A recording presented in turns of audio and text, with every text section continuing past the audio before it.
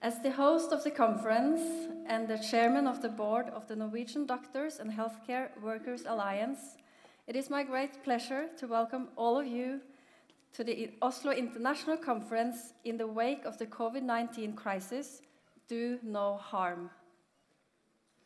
First, I would like to introduce my co-hosts, Julia Benito and François Daubet.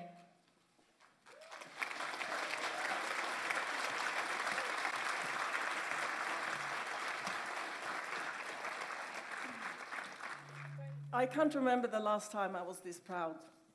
Standing here, seeing you all, the fact alone that these speakers came to Oslo, Oslo.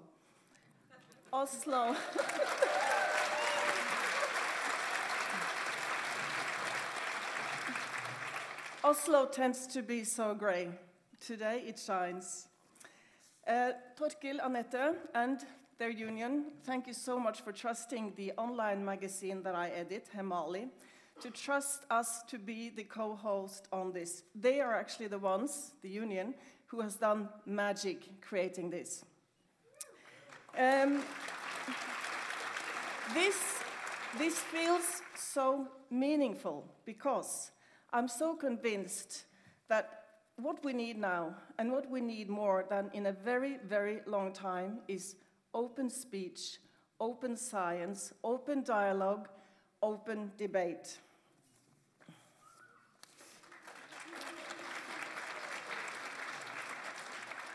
The imbalance that we have witnessed the last years could never ever have happened without the media. An imbalance in the presentation that the public gets creates imbalance in the public. And we've seen some very ugly examples of what that can lead to. So not only am I proud to stand here, I'm also fortunate to edit a magazine that aims at the very, very core of journalism. It has to be independent, it has to be critical. So, dear all, thank you so much for coming. Today means something. So, just a little practical info. I know that some of you, maybe many of you, have questions that you would like to pose the speakers. We don't have time for open discussions, but what we will do is collect your questions, and we will follow up in the online magazine Hemali with articles, the speakers answering your questions. So somewhere, where is it, Guro? Somewhere we put a box. Where is it? The magic box is somewhere here at front. What you can do, there are pencils there and empty little sheets, little notes. So write your questions specifically to which speaker it is meant for. Ask your question and we will collect them and we will follow up on this. Okay.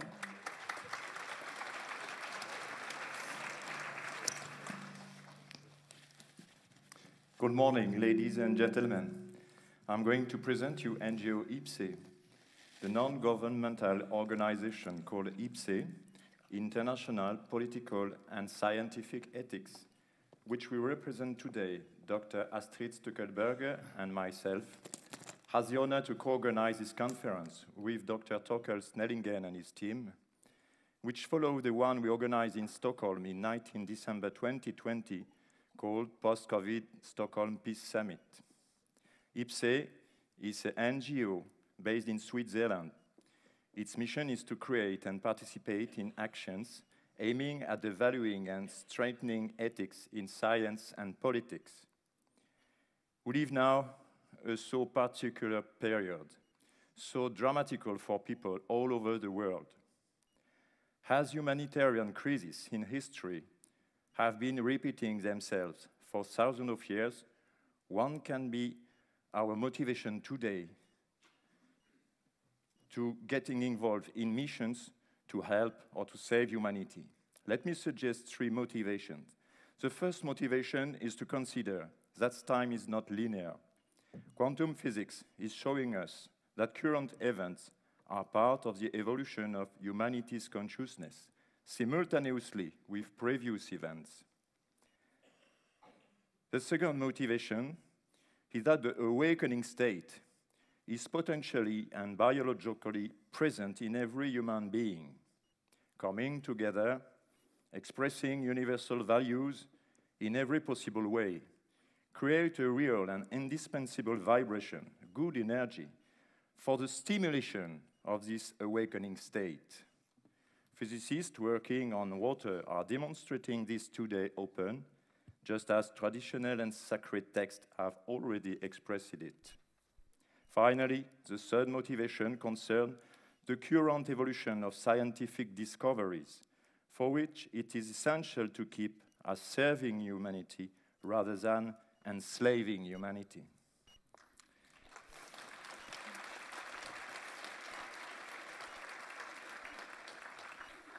Numerous narratives throughout history have competed with the state of awakening and tried to supersede with a state of servility. However, unfortunately, the positive, I would say the divine cosmic vibration, outweighs by far the media vibration.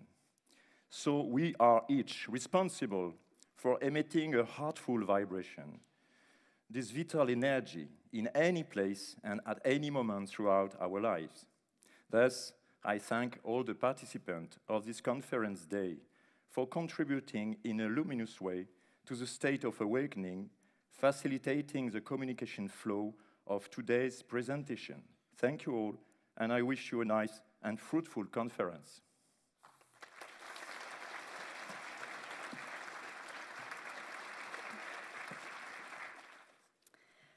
I would like to give you a little background where this all started.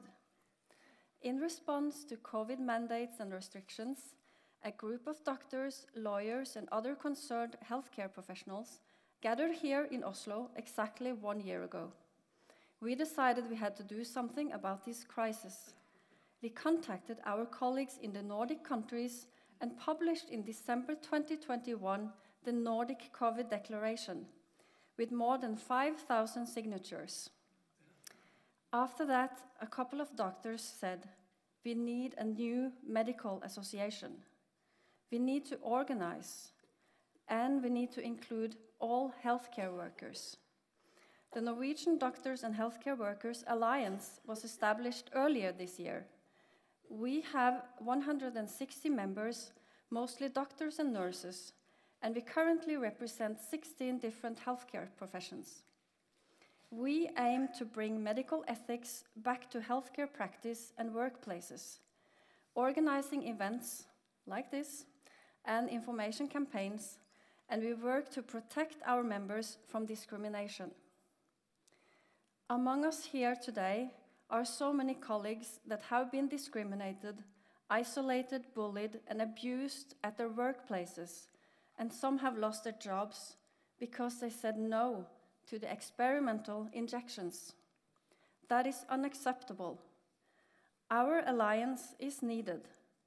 We need to bring back sanctity and sanity to health, to public health interventions, healthcare practice, and health research. We have made connections to many medical professionals and organizations worldwide. But this event today would not be possible without your support. And we are more than 400 people here. Isn't it amazing?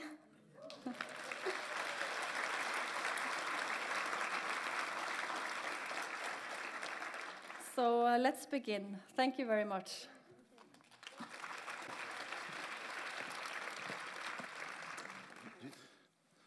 Ja, jeg sier bare noen få ord på norsk, siden 90% her fra Norge. Men jeg vet at det folk her fra Sverige og fra Tyskland, tror jeg også. Det var en som hoppet på flyet i går, hørte jeg, for å komme her.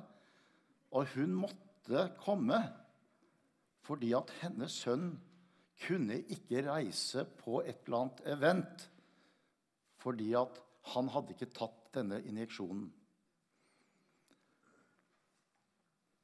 Det at vi her nå, og det skulle jo vært 3000 mennesker, altså vi som har vært og jobbet med dette, altså, jeg har vært lege i 40 år.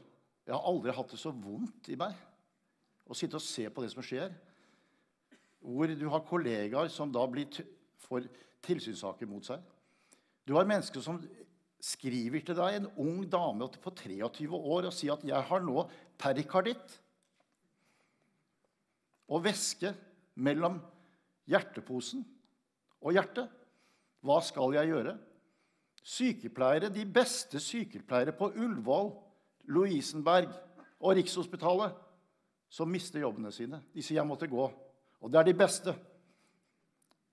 Så vi skal ha det hyggelig her, men dette er ikke hyggelig. Men vi er veldig glad for at vi gjorde dette, og at vi har fått med noen fantastiske kollegaer fra USA, England, Frankrike og Sveits. Hva har alle de til felles?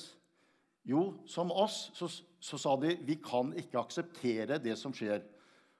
Og noen av de som er her var helt sentrale i sine land, og en var også da helt sentral i forhold til Verdens helseorganisasjon. Det var hun som da lagde kurs for at WHO sine ansatte i hele verden skulle forstå hva var IHR, The International Health Regulations. Og hun... I forgot to switch to English, sorry. Sorry, forgot to switch to English. But anyways, so I will continue in English. And I was just saying the last thing that Astrid Stykkelberger is half Norwegian. Her mother is from Ålesund. Yes. And I was just saying to them, Astrid, that she was coming from South Korea when this pandemic came out, and she was flying back to Europe, and she said, having the one that actually was most involved with teaching the representatives of the World Health Organization around the world about the IHR, he said, but they are not following the IHR. So she said, something is wrong in Denmark. Is that what we say in Denmark? Anyways, I was going to show some slides, but no slides. All I want to say now is that I'm really, really happy to stand here before all of you, and I hope that there are many, many healthcare workers here, and especially medical doctors. We had a smaller seminar on the 4th of June, and we heard from people sitting in the back, there were about 120 people, that there were 20 doctors there from many hospitals in Oslo that we did not know. So I hope here among you, we have now 50 medical doctors.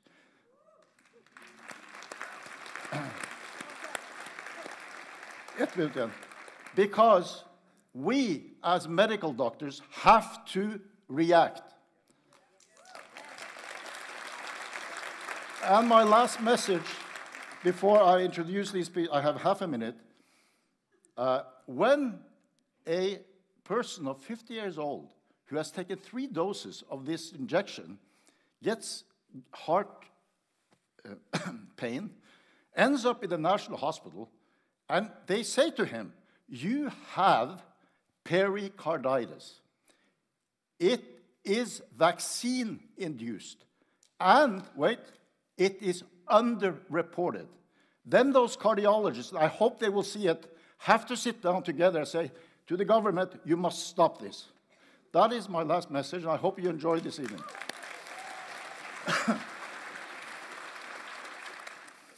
You know, we're all... I want to now introduce the next speaker. Sorry. This is Agni Wilson. Agni has been working many years in New York. She coordinated 22 UN organizations, and she has been working the last years with her talents to build a very interesting and big project called... Can we talk about it? Can we talk about it? So she's going to talk a little bit about that, and she will be the moderator for this whole conference. So thank you very much, Agnes, that you came here. Thank you, Torkel. Can you help me with my presentation? Yeah. I can start talking, but I'm very happy to be here. I am here today with my amazing colleagues from all over the world. Doctors, experts, scientists that have all given up a lot to be here to speak out. Some of them have lost their jobs. Some of them have been attacked. And I think it's just very important that we have this conversation today. So, in June this year, we launched a campaign that's called Can We Talk About It? It was inspired by a Swedish campaign. How do I? Oh, here. And actually, my biggest inspiration, Gloria up there in the middle is on our team. She's vaccine injured. My biggest inspiration is Bree Dressen, who is from Utah, US, but she happens to be half Swedish. And she's been working as an advisor for our campaign because it was very important for us to know exactly what these people need. There's millions of vaccine injured people from this COVID vaccination. So we have numbers of over 11 million vaccine injuries from the reporting systems globally right now. Of course, it's underreported, and we know that. And over 70,000 deaths by now. So it's not a small number, and the question is, why are we all being ignored, and why are we not talking about this issue? So the Can We Talk About It campaign aims to give a safe space for the vaccine injured to tell their stories. And I also have to tell you that these people have been literally gaslighted. They have been attacked. They're afraid to come out. There's a lot of secret groups with people from all over the world that are talking about their vaccine injuries in close communities because they don't dare to come out. And they've been abandoned by friends, family, and many of them are not capable of working or living a normal life anymore. So it's a really serious issue. It's a huge humanitarian crisis, and we all need to come together now to try to solve this and also help these people find solutions. I know I don't have much time, so I'm just gonna. And we brought together over 30 partners globally, a lot of organizations that work together with the vaccine injured, including Children's Health Defense, FLCCC, and many others. And we're doing this together. So we were actually successful with the campaign, and it went viral just because we all came together and we launched it simultaneously all over the world, which also made us be able to escape the whole censorship. So that also is a great point of us being stronger together. So with that being said, I just wanted to say that there's a lot of people out there that need our help, and it's crucial in these times that we come together and really try to work together to find solutions.